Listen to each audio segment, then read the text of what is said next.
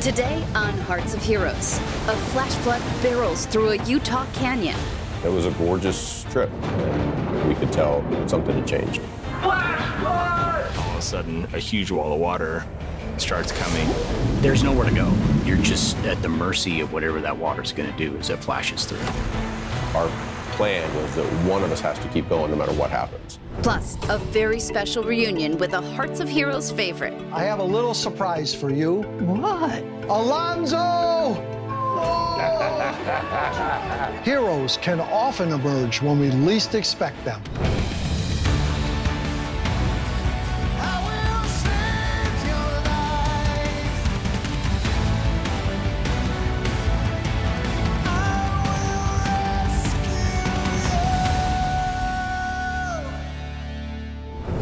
The sandstone canyons of Utah attract hikers and adventurers from around the globe.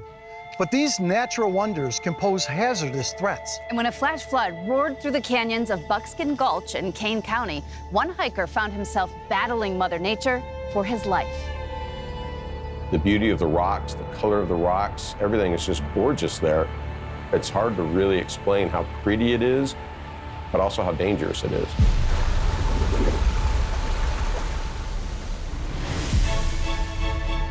Buckin Gulch is what's known as a slot canyon, an extremely deep and narrow passageway formed by the erosion of running water.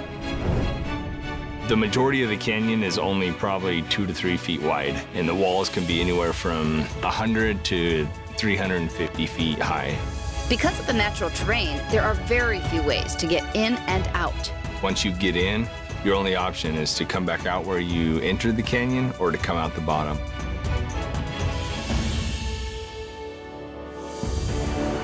Ed Smith is a retired Air Force major and an avid outdoorsman. He and 2 other friends decided to make the trek and take on Buckin Gulch.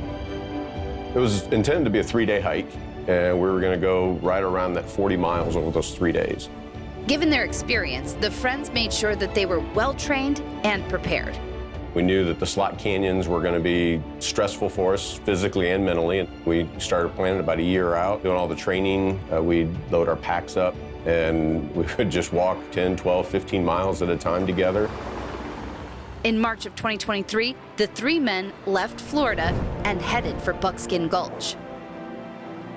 As a safety precaution, they made sure to tell their wives exactly where they would be hiking and to expect a call from them when they made it out of the canyon. We prepped as much as we could. We researched, we checked the weather repeatedly, we spoke to the rangers. We're ready for this hike. On Friday morning, they made the descent into the canyon. It was a gorgeous trip. The area was gorgeous, the weather was perfect.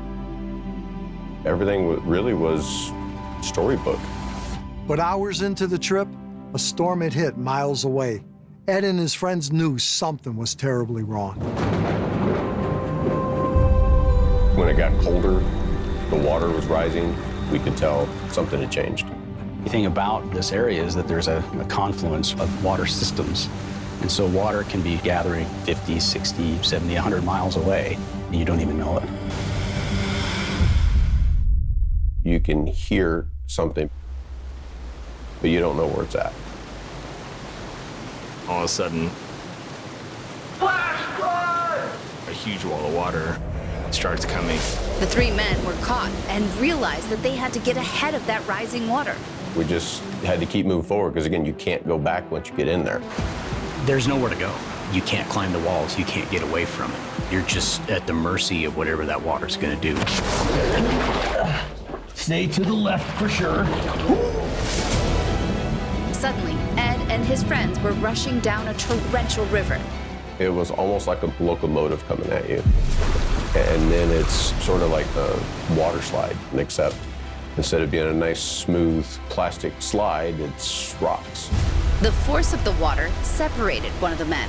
Ed and his other buddy knew that their only hope was to keep pressing forward. There's no place to go but just to keep heading down river with it. There. Got my breath now. But it's waist deep. Ed and his remaining friend were battling the current, but now there was another threat. Okay, that's deep right there. Ed's friend had stepped into a pool of quicksand and was unable to get out. There was no cell phone service in the canyon, so the friends decided the only hope for rescue was for Ed to forge ahead alone.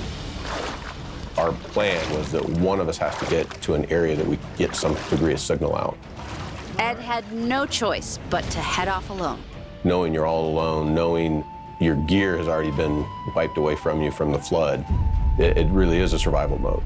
Ed realized his wife didn't expect a call from him until that Sunday, so it could be days before anyone came looking for him.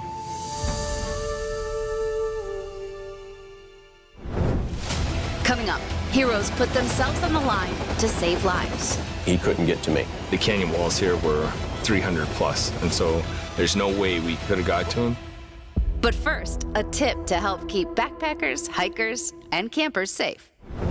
There's nothing quite like spending backcountry one-on-one time with Mother Nature.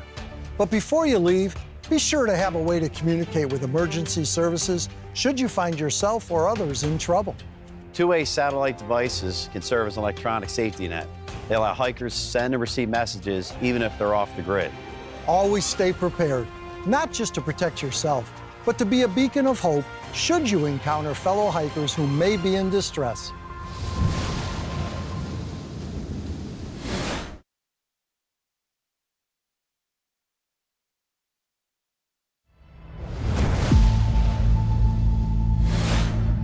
In March of 2023, Ed Smith and two friends were hiking a Utah slot canyon named Buckin Gulch when a flash flood took over. Ed's only hope was to try to find a way out of the canyon. But he was badly injured and suffering from hypothermia from all that time in the water. Your body just sort of goes numb. It's really a weakness issue of just having the strength to fight through the water. Alone and battling mental and physical exhaustion, Ed had lost all sense of time. There's just no sun or moonlight getting down that deep into the canyon at a certain point. And so you just lose track of what day, what time it is. It took everything in him to keep moving forward. You have to focus on what you can for survival. And everybody has their focuses. And mine was my wife. By late Sunday, no one had heard from Ed or his friends. Their wives made an urgent call to the authorities. They did the right thing and called for help. This was a case that we needed to take action pretty quickly and try to get out there and see if we could find these men. Rescue helicopters were quickly dispatched above the canyon. We figured the best way to start was start where they started and then follow down the canyon. We have a camera on our helicopter that's high definition, color, infrared, which means we can see heat sources. As they passed the narrow canyon, rescuers spotted something. Yeah, I see that gear. I'm slowly trying to hover over the canyon to let the camera operator see down in the canyon. There. I got it. You start actually just slowly creep up to your right. Laying down now. Being in the canyon, everything echoes. And so when you hear it, you have no idea where the helicopter is. You just know it's somewhere above you. Are we doing good up there? You've got an overhang above you. The canyon walls here were 300 plus, and so there's no way we could have got to him.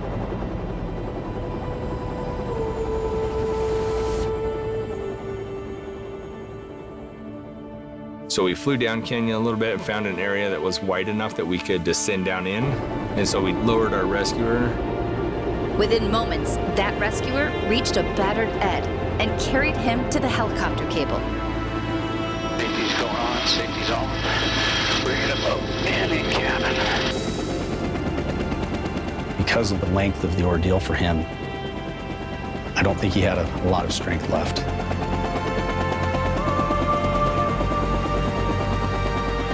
They flew Ed back to base camp to wait for a second medevac helicopter, which took him to the hospital. I sat with him for quite a while, waiting for the helicopter to come land and take him. That was pretty tough. You can't imagine the compassion they have and just how caring they are and what they risk to go through every day. Ed was then taken to the ICU, but this rescue was nowhere near over. Coming up, rescuers fight the odds to save Ed's friends, still trapped in the canyon. The conditions were more dangerous than I've ever seen in my 27-year career. So scary.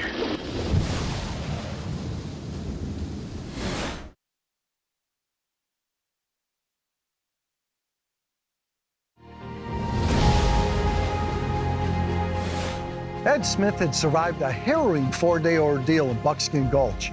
He knew he was lucky to be alive. But what started out as a call to rescue a party of 3 turned into a giant search and rescue for an unknown number of hikers that were still trapped in the flooded canyon.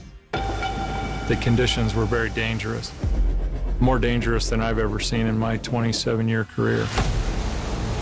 Now we had a little bit better idea of what was going on in the canyon. I got into a quicksand. How are we doing good up there? Yeah, let's bring it up. Manning cabin. We eventually pulled 18 people out of the canyon.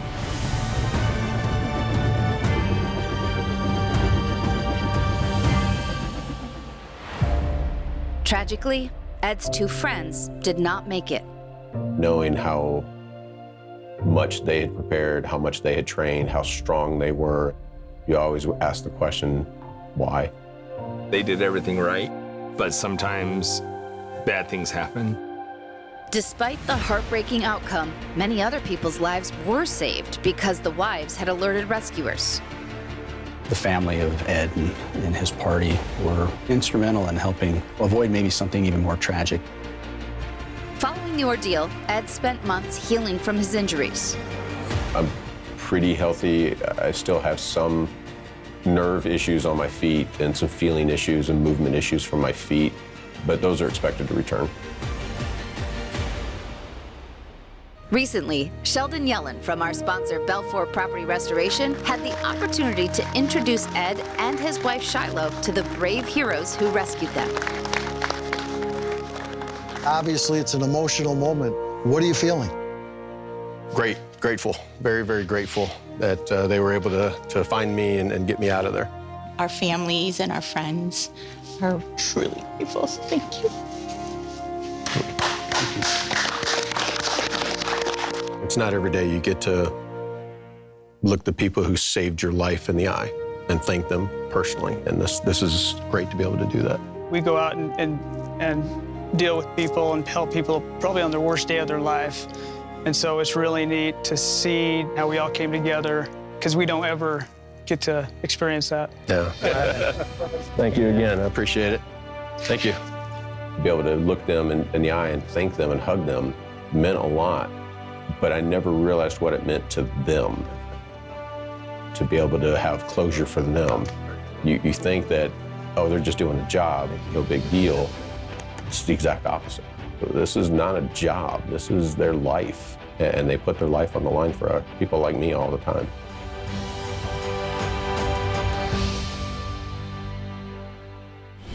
Coming up, a special follow-up reunion with one of the feistiest Miami Heat basketball fans alive. I loved watching the Heat. I don't watch any other thing on television. But first, a tip to keep you safe should you decide to take a hike. A solo hike can often provide a much-needed getaway from our busy lives, but you never know what can happen when you set off into the great outdoors. Always tell a friend or family member your projected route and destination, and be sure to include your expected return time. Sharing your plan ensures that someone will be on standby while you're on your journey. Your most reliable tool is preparedness. Remember to make a plan and let someone know before you go.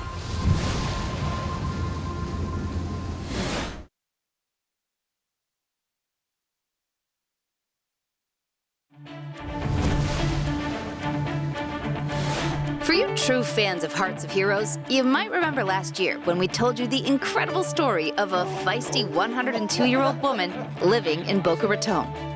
My home is important. Everything I have here is mine. They can't take it away from me. Thelma shares a very close relationship with her in-home caregiver, Primrose Allen. I work with Thelma for 8 years. I am so connected to her. Primrose! Primrose. Well, without her, I wouldn't be here. She's wonderful. There's one other thing you should know about Thelma. She's a die-hard Miami Heat basketball fan. I love watching the Heat. I don't watch any other thing on television. In 2019, a fire broke out in the bathroom of Thelma's home. I see the fire dropping down and the towels caught fire. I rushed back and grabbed the wheelchair and then I flung her in the wheelchair. Thanks to Primrose's quick actions, the two women made it out safely. Thelma's irrepressible spirit made quite an impact on our team at Hearts of Heroes. So, Sheldon Yellen of our sponsor, Belfour Property Restoration, decided to pay her another personal visit. Get in here. Thelma, how are you? Great. Great. It's so good to see you again. Yeah. What do you have there? I'm Hawk number 1. Look at that. There we go. The Miami Heat #1 fan, right? Yes, that's what I am. And that's why I'm back here. I was so moved by your story last time that I had to come back and see how you were doing and how Primrose is doing, to see how your Miami Heat are doing. How are they doing? Maybe tonight they'll do well. Oh, there she is. How are you? I'm doing good, Sheldon. Great, How are you too? Great. Thelma, Primrose, and Sheldon took a few moments to catch up before Sheldon surprised the two with this computer so that they could watch their incredible story together.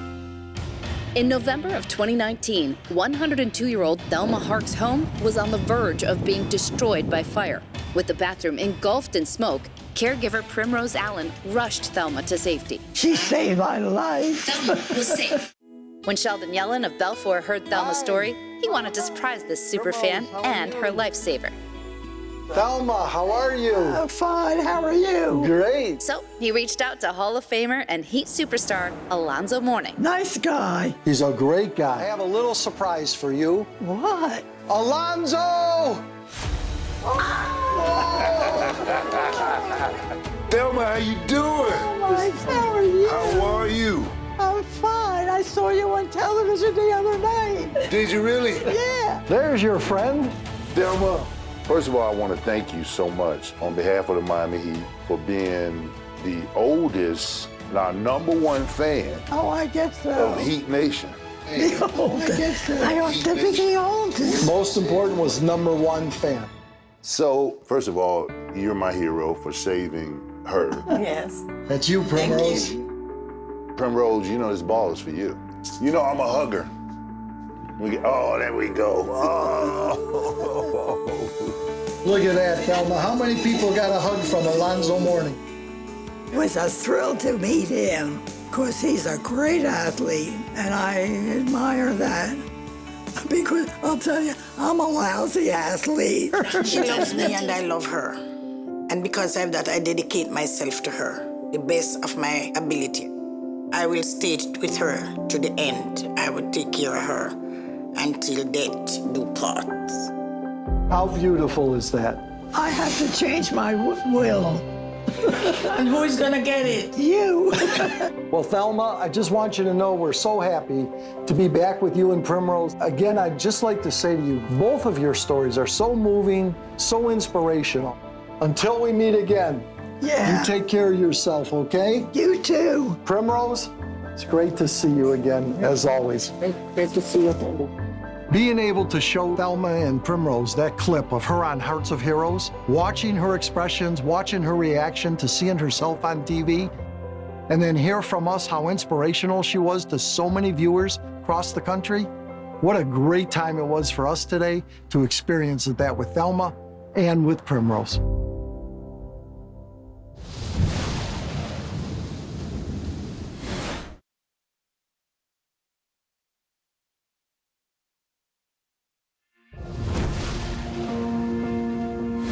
We are so honored to be able to celebrate all of these heroes who show us what it really means to have a love of life and a true fighting spirit. And of course, to the first responders who put their lives on the line each and every day to protect the communities they serve, we thank you. We'll see you next time on Hearts of Heroes. Thanks so much for watching.